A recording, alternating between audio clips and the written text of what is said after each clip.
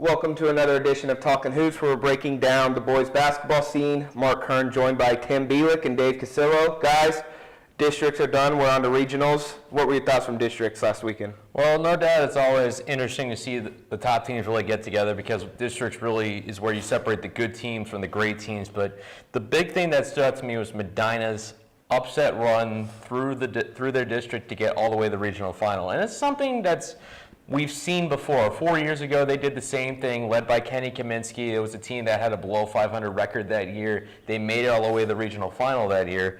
This year's team, they've gone through some adversity. They lost their coach. They lost their two of their top players from last year, and they had to go through Tim, and Maslin Jackson in succession to make it to Cleveland State. Truly a tremendous accomplishment for the Bees. All right, and actually, let's go ahead, Dave. What was the biggest surprise of last weekend? Well, I think Tim hit it on the head that it's Medina. I mean, we knew this was a talented team, but to come in with an 11-11 record and still be standing right now and be a double-digit seed, there weren't any other teams in Northeast Ohio that did what they did. So Medina really stuck out, and I mean, John Teskey is just taking such a leap forward. He had a triple-double against Jackson. All right, and one of the biggest games this week for sure on Wednesday in Akron will be between St. Edward and Lorain. You look at that, Lorain comes in undefeated, one of the best seasons in school history. The community's behind it. What's the biggest key in that game? Start with you, Dave. I think the biggest key is Lorain hitting jump shots. We know that they can attack the basket. We know that they play good in the fast break. But if St. Edward can make them play in the half court, and they really, Devon Andrews is a great player, but he's not a great three-point shooter. They're really going to have to rely on other guys to do that. And we all know that the three-point shot can really change a basketball game. Tim? When I look at the game, I kind of disagree a little bit, saying I think, Eds will want to, as the ability and the talented athletes to play Lorain's pace. I think they'd be okay with that. I think the difference is going to come down to guard play, as we usually see in one-game tournament play like this. Guards do make a difference, and Lorain's David Andrews had quite a nice postseason.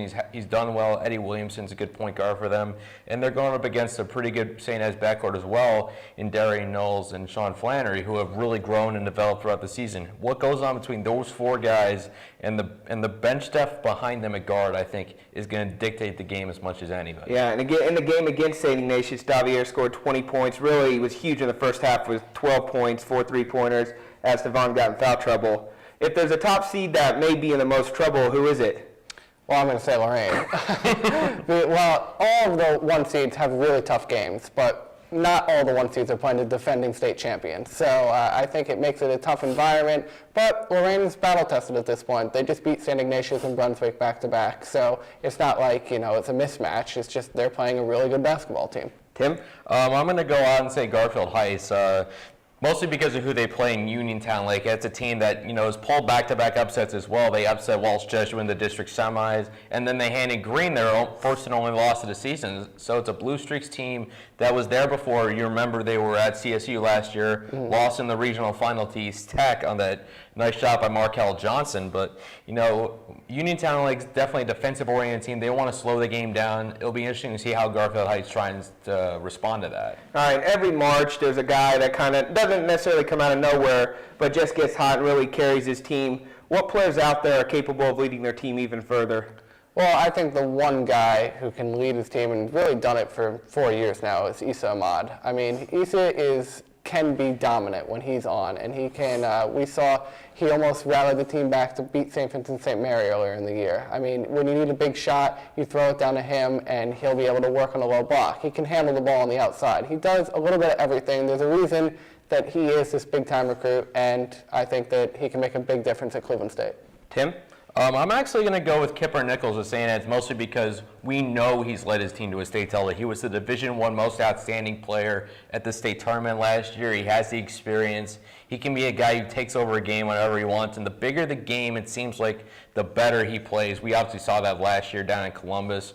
When his team needs a basket or a big run late, it usually runs through Kipper Nichols. All right, and guys, Wednesday night, you have one place to go, Cleveland State or Akron. Where are you going?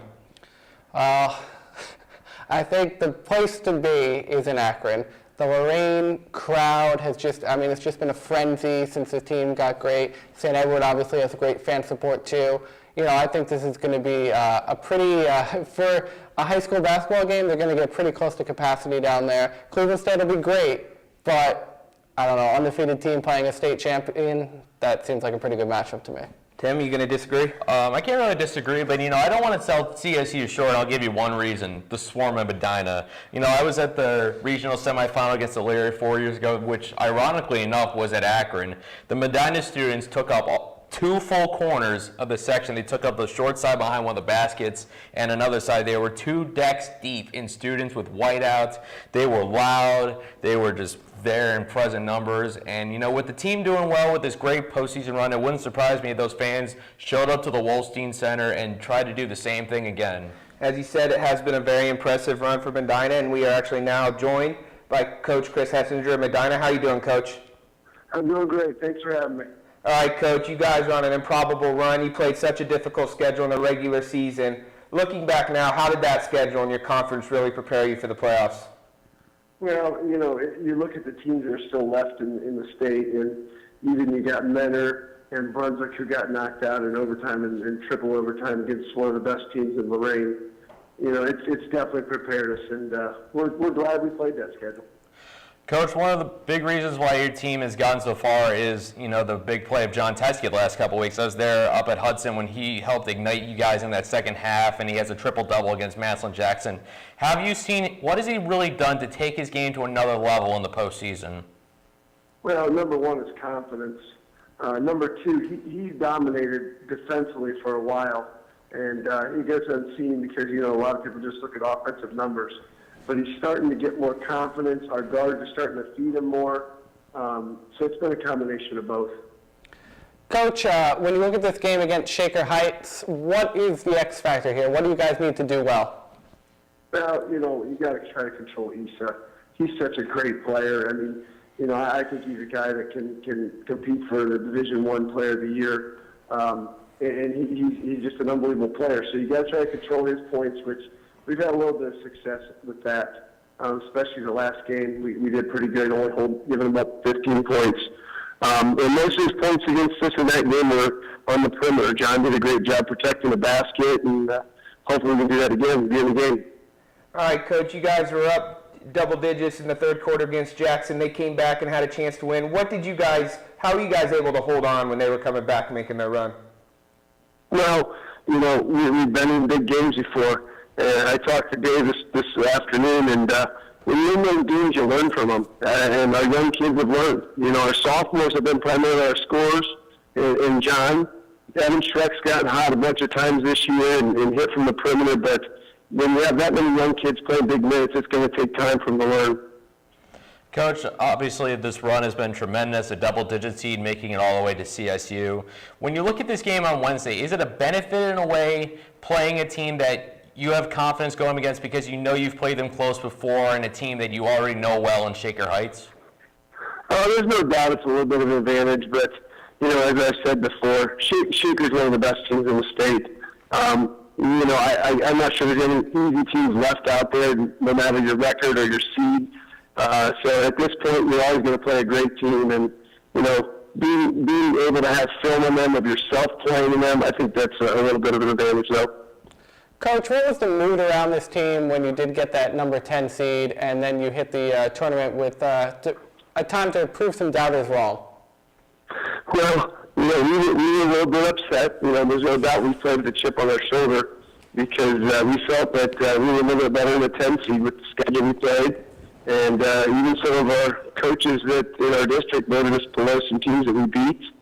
And we even got some comments from some coaches that said we don't play anybody and we have no big wins. So we took that and ran with it. It's worked so far. Great, Coach. Well, thanks for joining us, and good luck against Shaker Heights on Wednesday. Thanks so much, and thanks for having me. Well, as we talked about earlier, if the games at Cleveland State aren't the only big games on Wednesday, and we've got St. Edward coach Eric Flannery as his team prepares to play Lorain. Coach, how are you doing today? I'm doing great, Dave. Thanks for having me. Coach, when you look at your team, you obviously went through this run last year. How has the senior leadership or just anyone that was a factor on the team last year, how have they helped you this time of year? Well, it's about keeping things in perspective. Obviously, it's a one game at a time mentality. We don't take anybody for granted. We don't take the fact that we won it last year for granted. We know that we have to go out there and earn it again this year. And so each game has been like the state championship. And I think the players on the team, the Kipper Nichols, Derek Funderburk, Mike Ryan, guys who really went through it last year, are really keeping the guys on the team composed and focused on each goal in each game. When you look at your squad, was this team ready from day one, or at what point in the season did you really feel like you were getting comfortable? I'm still not sure we're ready. I don't think as a coach you're ever 100% confident in the way you're playing, because some nights you look great and sometimes you look like that state championship team, and other nights you struggle a little bit, but that's the game of basketball. And I think we have come a long way. I think our backcourt and my son Sean and Darian Knowles have played really well and have improved throughout the season. We knew and still know what we're going to get out of Mike Ryan, a tough kid on the inside who can knock down some open shots. We got a great leader in Kipper Nichols who can score, and Derek Funderburk has just been solid all year. And what's great about a team like ours is it's not always the same guy every night, although Kipper seems to be the guy that scores. We've gotten contributions from a lot of different players, and that goes well as you go through the tournament. All right, well, we've got the game against Lorain coming up. You heard us give our opinion as outsiders who probably don't really know as much as we say we should. But so on the inside, what's it going to take to beat Lorain? Well, first of all, let me say this. Lorain is a great basketball team. They're having a great year. They're undefeated, and I don't care who they've played and how they've gotten there. They're confident, they're big, they're physical. Coach Rossitano is doing an unbelievable job. I have so much respect for what they're doing. It's going to take, we talked about this in practice today, and it's simple, but there's 3 keys that we have to focus on. 1, we got to take care of the ball. If we don't turn the ball over and give them, runouts, we got a chance. 2, we got to rebound the ball. They are tenacious on the glass, and they get second and third shots. If we can hold them to 1 shot on every possession, we got a great chance. And then finally, we got to get back defensively. They like to get out and go. And as I think Tim, as astute as he is, pointing out, if it's a half-court game, I'm not necessarily, don't think we have a great advantage. But if it goes up and down and it's a really fast-paced game, we're going to have a much harder time. And we're definitely going to try and control the tempo the best we can. Now, in this last 2-year stretch here, is there a team that you've played that's similar to Lorain that they remind you of? We were trying to think of that today. Obviously, we've played a lot of talented teams. We did play a team down in Myrtle Beach that we actually lost to, Spring Valley, that had great size at guard. They had big guys that weren't 6'10", but they were 6'5", 6'4", physical players. And Lorain they remind us a lot of them. And we struggled with them. It was tough. They used their length and their athleticism in a lot of different positions. So, we are battle tested, as are they. They had some great wins and they have a great story going. So they're playing more for themselves, and we understand that. They're playing for a community and a great community. We're just going to try and stick with our game plan, kind of keep things into perspective, and hopefully rely on our past experience. But you ran into that, last year against East Tech, it was similar in that, it was like a community versus you guys. And do you see similarities in that? I do. I think it's a great story. It's great for high school basketball. It's great for sports in general. I love an underdog, and sometimes I hate being the guy that, hey, you're the state champ, you're the favorite. But I would, much rather be nowhere else than St. Edward. And they have a great thing going for them. And we know at this point, if one of these teams doesn't play well, they're going to lose. So we hope that both teams just play well, and whoever ends up on top, we can live with that, because we know if we do lose, we're losing to a great team. Is there anything to be said about their last 2 games? They've essentially been playing possession to possession, where you have had an easier go of it in the district round? Well, there's a lot to be said. You talk about teams of destiny and teams that are undefeated. They've been in positions now where they've could have walked away from it and lost and ended their season, but they didn't quit. And I think that makes them stronger. That makes them more dangerous. They're teams that could have beaten them, and I think they needed some of that. They needed to be tested going in. But every team is very good right now. Every team's on kind of a roll and feeling good about themselves. I think it was nice for us to have a couple easy games finally, because we finished the game against St. Joe's and Central, and we had some tough goings at the end of the year. So it was good for us to get a little bit of a break, but it's tournament time, so it's simply just survive and advance. All right, last question. Talked about tournament time, NCAA tournament. A state title winning coach, how would you attack Kentucky? How would I attack Kentucky? Well, I would try to make every shot that we take. I would try to hold them to one shot if possible, pack it in. They're pretty darn good. But I'm going to tell you this. I don't think they're going to win the whole thing. Okay. And I think there's a lot of pressure on them. And the SEC is not as strong as people make it out to be. They're a great basketball team, don't get me wrong. But I see them going down somewhere in the Final Four. Me too, to Villanova, my school. Oh, We'll see what happens. But all right, Coach, well, thank you very much for joining us, and good luck on Wednesday against Lorain. appreciate it. Thank you. Well, St. Edward and Lorain meeting up are just one of the many storylines here as we hit into the regional tournament with a really busy district week. And one of the things that really stood out overall was just the success of two main conferences, the North Coast League White Division, which had 5 of its 6 teams still playing at this point. We have Holy Name, Central Catholic, Villa-Angela-St-Joseph, Warren JFK, and St. Thomas Aquinas all still playing, 5 of the 6 at this point of the tournament. So it's pretty outstanding when you think about that. And then when you look at the NOC Valley Division, you've got Garfield Heights, Shaker Heights, and Medina all still playing. We've got them in the Cleveland State Regional, and all of those teams are now 2 wins away from making the state tournament. So when I look at the district round, that's what really sticks out to me. A lot of great basketball in the district round, Dave, and now we're joined by a couple players who are still playing, and Dwayne Cohill of Holy Name and Sawyer McGuire of Chagrin-Falls. Congratulations first off, guys, on making it this far. Thank you.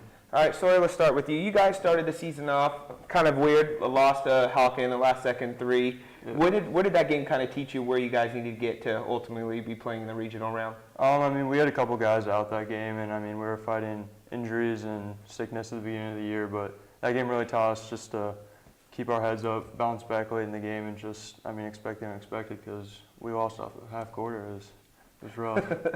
All right, and Dwayne, kind of the same. You guys started off maybe a little slower this year than you envisioned, but you guys are playing some great basketball as of late. When did it kind of click to you guys that we could do something special this year? After we took the 4 losses at the beginning of the season, and then we went on a Christmas tournament. We had a tough loss to Tuscarora Central Catholic, and then the next day we followed it up with a good win against Sugar Creek Garraway. And then after that we found our chemistry and we just started clicking on all cylinders. All right, Sawyer, for someone who's maybe not seen Chagrin Falls play a lot, what kind of basketball do you play and what would they expect to see when they watch you guys? They can expect some shots from the outside. We look to fire it up, and we look to run transition when we have the opportunity, and just a lot of ball movement, good team basketball. All right, Dwayne, same question. We like to slow the pace down a little bit, but we still get up and down, and we like to box out and play tough, physical. All right, and Chagrin Falls will be playing against Cleveland Central Catholic. If Sawyer asked you one question, what's the thing that's the most impressive about Cleveland Central Catholic, what would you say? They just get up and down so fast. You gotta know how to stop Antoine Lillard, of course, and Travell Beck. Those two are really good. All right, Sawyer, then you talked about how you guys really like to shoot it. What are some other strengths of your team, do you feel? I feel like we have really good ball movement. Like I said, we look to space the floor, and then I feel like our defense, we can match up on zones, and we mix up 1-3-1, 2-3, and our 1-2-2. So I mean, we throw off stuff at offenses. All right, we'll go a little bit away from the court now and start with you, Sawyer. What's one NBA player you really like to watch and pick up some stuff from? When healthy, Paul George. Paul George? Yeah, that's my guy. I mean, I like him on defense, how he's always getting after it, and now how he's shaping his offense around. Okay, Dwayne? Kevin Durant. He reminds me of myself, just a shorter version. What about Russell Westbrook, though? Is it his team or Kevin Durant's? It's Kevin Durant's Kevin team. Durant's team. I disagree a little bit, but no. All right, guys. You guys are here in the regional round. Sawyer, what does it mean to be here playing in this type of game? It's huge. I mean, it's first in 28 years for Chagrin-Falls, so I mean, it's a big thing for our basketball program, and I mean, we're just excited to be here. Dwayne, you came in with a lot of hype, obviously, entering your freshman year. What has been maybe more difficult than you envisioned, and just talk about the process for you? What's been difficult has been like playing against the bigger guys, sometimes with a lot of tougher matchups and more physical people playing against me. But after a few games, I learned how to muscle through it, and it just. Coach helped you out with that? Yeah, Coach helped it. He got on me a lot about it.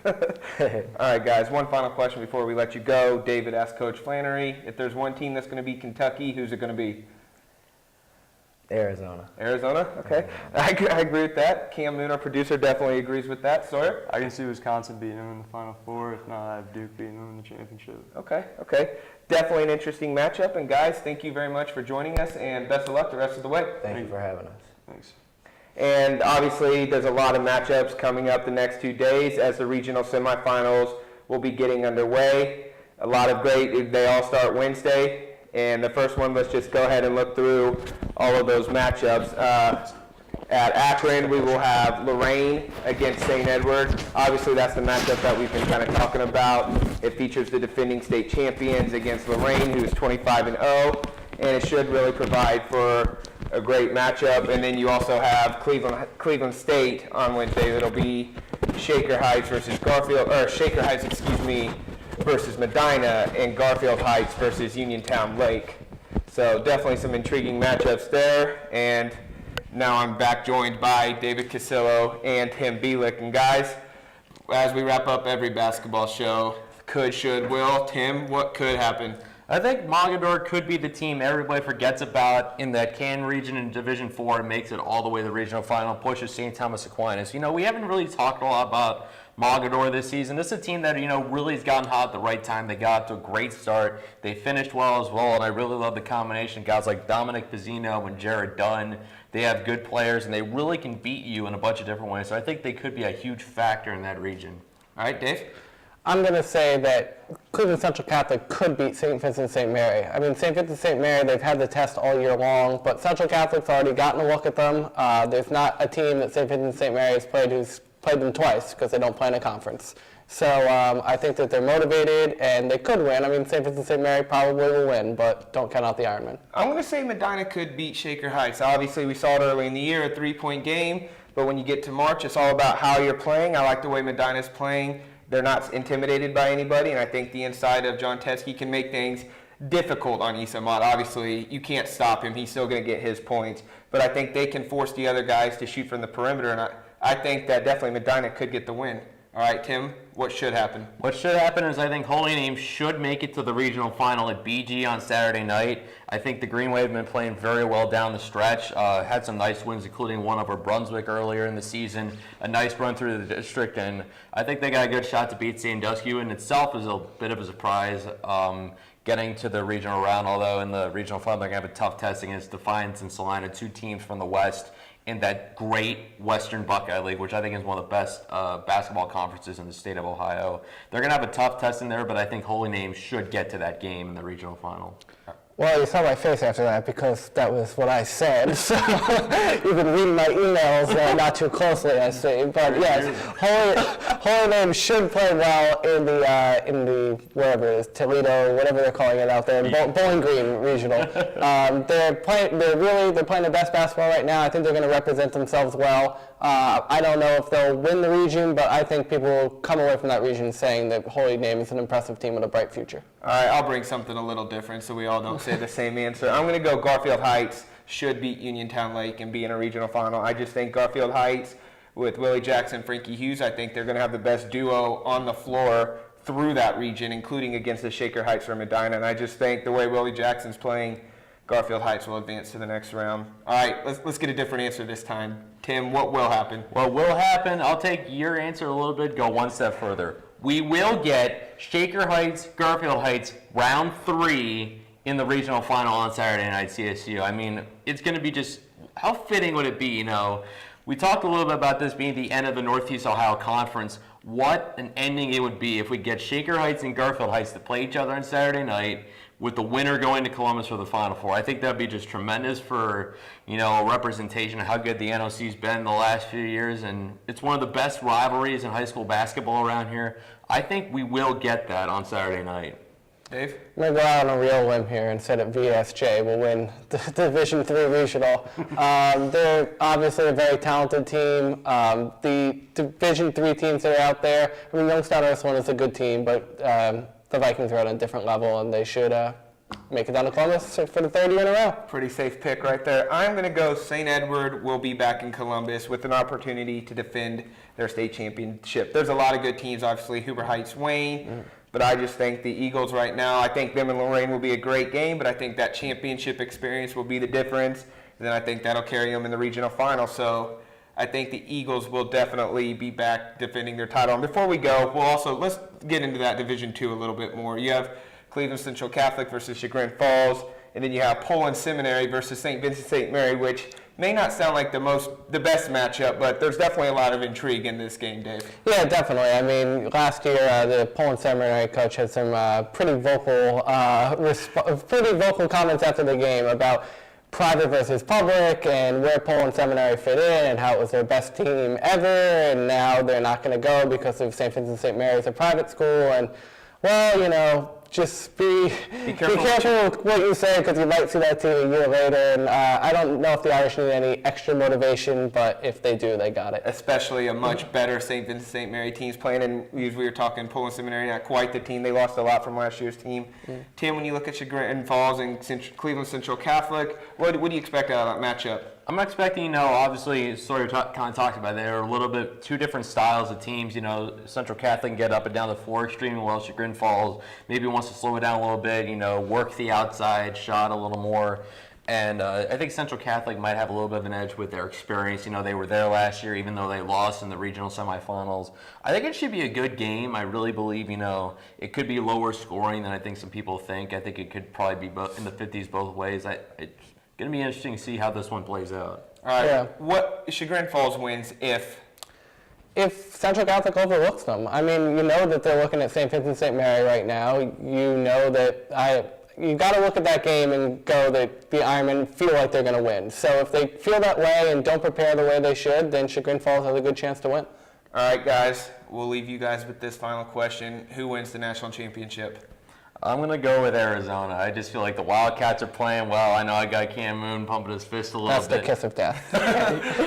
Well, in fairness, my brackets have not been very good the last few years, so I hope I'm not ruining his dreams a little bit. But I feel like, Coach Flannery got hit on the head with Kentucky. The pressure is just going to get so enormous with every single win that goes on. Everybody's going to give them their best shot. Someone down the line is going to beat them. And, Arizona, I think they're the kind of the sleeping giant. They probably are a little upset they didn't get a #1 seed. And I think they'll use that motivation to get out of that West region and win a national title for Sean Miller. Dave, a non-biased pick, please. I'm going to go with Villanova, and I might even pick them if I didn't go there, and here's why. They're just so balanced. They go 7 players average at least 8 points a game. And no one averages more than 14 points a game. And when you're facing a team like that, it is so difficult because you can't really lock in on one guy. They've got the balance on offense, they got great three-point shooting, they got a post presence, and at the end of the day, they're a team. And everyone's saying out there, the only reason that they would lose is if they don't really play well. I mean, they don't have a weakness. It's just at the end of the day, if they have an off shooting night, they'll lose, but I don't expect them to. Almost made me change my pick, Tim, but I am going to go with Arizona as well. I think Stanley Johnson is going to burst onto the scene, average 25 through the tournament, and I think the Wildcats, but I do think Villanova-Virginia will be the game of the tournament in the Elite Eight with Villanova winning. So should be an exciting NCAA tournament as well as a great week of high school basketball. Stay tuned to cleveland.com throughout the rest of the week to have all your coverage on boys basketball. For Tim Bielik, Dave Cassilo, I'm Mark Kern.